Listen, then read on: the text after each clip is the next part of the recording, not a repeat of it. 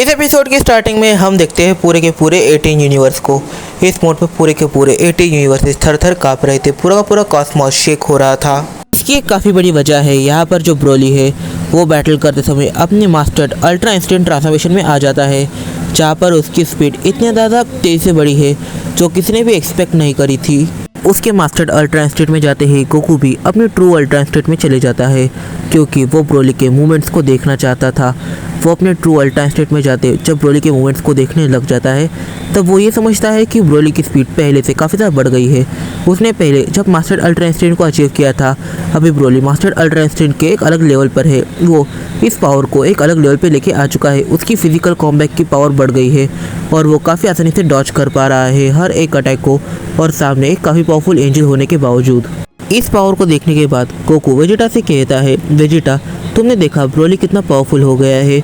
मुझे लगता है कि हमें अगर ब्रोली को सरपास करना है तो फिर मुझे मेरी ट्रांसफॉर्मेशन को पूरी तरीके से मास्टर करना होगा और तुम्हें एक नई ट्रांसफॉर्मेशन को अचीव कर मास्टर करना होगा। इस मोड पर वेजिटा स्माइल कर रहा होता है। हम देखते हैं कि वेजिटा भी अपनी मैक्स पावर के अंदर है अल्ट्रा ईगो ट्रांसफॉर्मेशन। वेजिटा कहता है इसे सरपास करने में हमें वाकई में मेहनत करनी पड़ने वाली है। आप समझ में आया कि लेजेंडरी सैन को इतना पावरफुल क्यों समझा जाता है। फिर सीन बैटल फील्ड में शिफ्ट होता है। हम देखते हैं ब्रोली इस मोड पर काफ़ी ज़्यादा इंटेंस और में खड़ा होता है और यहाँ पर ब्रोली काफ़ी ज़्यादा सीरियस लग रहा था। ब्रोली कहता है तुमने मुझे मेरी सेकेंड लास्ट ट्रांसफॉर्मेशन पर जाने पर मजबूर कर दिया है। वाकई में मैं तुम्हें मान गया। और यहाँ पर ब्रोली काफ़ी ज़्यादा पंचित उस पर लॉन्च कर देता है। पर यहाँ पर काफ़ी ज़्यादा अजीब चीज़ होती है। हम देखते हैं कि ये जो एंजल है इस मोड पर ब्रोली के एक पंच लगते ही पूरी तरीके से नॉक हो जाता है। वो उठ भी नहीं पा रहा था और यहाँ पर ये एंजल काफ़ी ज़्यादा कंफ्यूज था कि अब ये क्या हुआ।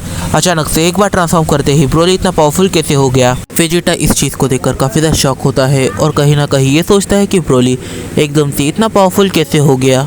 मदर ऑफ ऑल एंजल इस मोड पर देखती है कि गोकू और वेजिटा ये दोनों ही काफ़ी ज़्यादा शॉक लग रहे थे। Mother of all angel Goku Vegeta की तरफ बढ़ती है, फिर वो उन दोनों को एक्सप्लेन करती है कि इस मोड पर ब्रोली जो है वो उसने अपनी बेस ट्रांसफॉर्मेशन को ही काफ़ी पावरफुल कर दिया था। इसकी वजह से उसकी ये जो MUI ट्रांसफॉर्मेशन है वो थोड़ी सी पावरफुल है और इसने इस ट्रांसफॉर्मेशन के अंदर काफ़ी सारी बैटल्स लड़ी थी। ब्रोली ने अपनी ट्रांसफॉर्मेशन मास्टर करी, अपनी बेस ट्रांसफॉर्मेशन को काफ़ी ज़्यादा पावरफुल बनाया। उसने काफ़ी सारी ऐसी चीज़ें करी जिन चीज़ों की वजह से उसे काफ़ी ज़्यादा प्रॉफिट हुआ और वो इस लेवल पर पहुंच पाया। तुम लोग की उस बैटल के अंदर ब्रोली की पावर्स बढ़ती रही थी। इस मोड पर उसकी MUI ट्रांसफॉर्मेशन लॉर्ड अकुमो के MUI के ठीक बराबर में आ चुकी है। फिर इन तीनों की नज़र जाती है लॉर्ड अकुमो को। इस मोड पर वो देखते हैं कि लॉर्ड अकुमो एक हल्की सी स्माइल करता है। वो अपनी कुर्सी से उठता है और वो कहता है, ब्रोली इस बैटल से तुम काफ़ी ज़्यादा थक गए होगे। एक हफ्ते तक अभी तुम रेस्ट करोगे, उसके बाद हम दोनों बैटल करेंगे।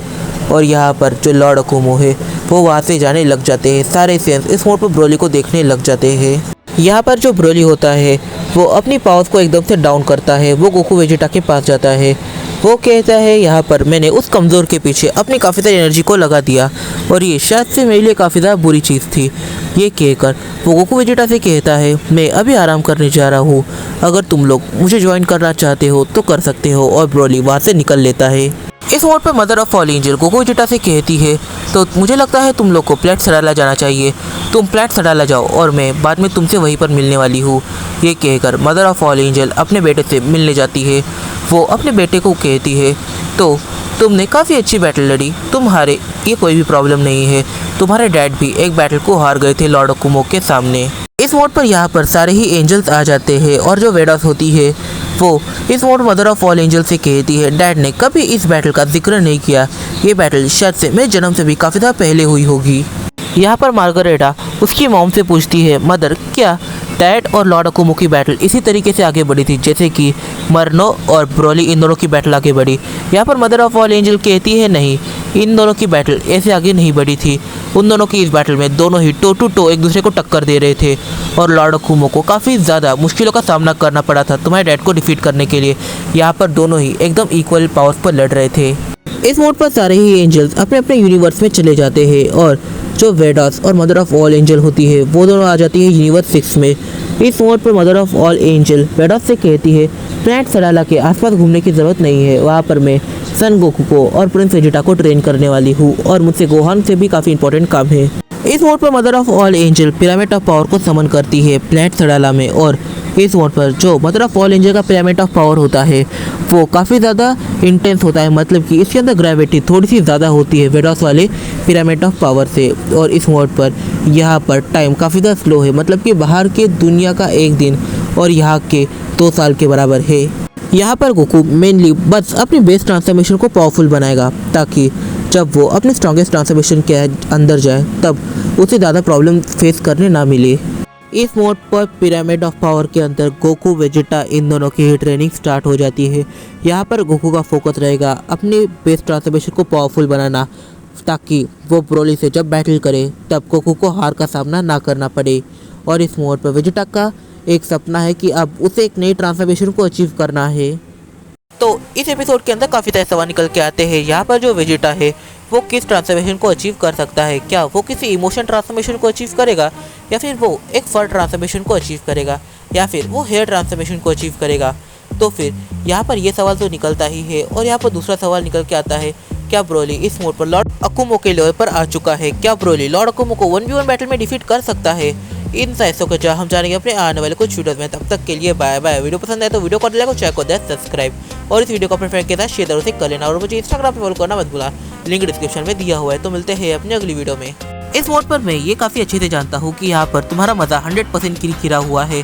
तो सुनो मेरी बात, यहाँ पर जो सीज़न 1 है मैं उसे एंड कर रहा हूँ और जो सीज़न 2 की स्टार्टिंग होगी वो होने वाली है लॉर्ड अकुमो और ब्रोली इन दोनों की बैटल से। मैं जानता हूँ यहाँ पर एपिसोड काफ़ी ज़्यादा छोटा है क्योंकि अभी मैं बड़े वीडियोस को क्रिएट नहीं कर पा रहा हूँ, मेरी कुछ पर्सनल प्रॉब्लम्स है।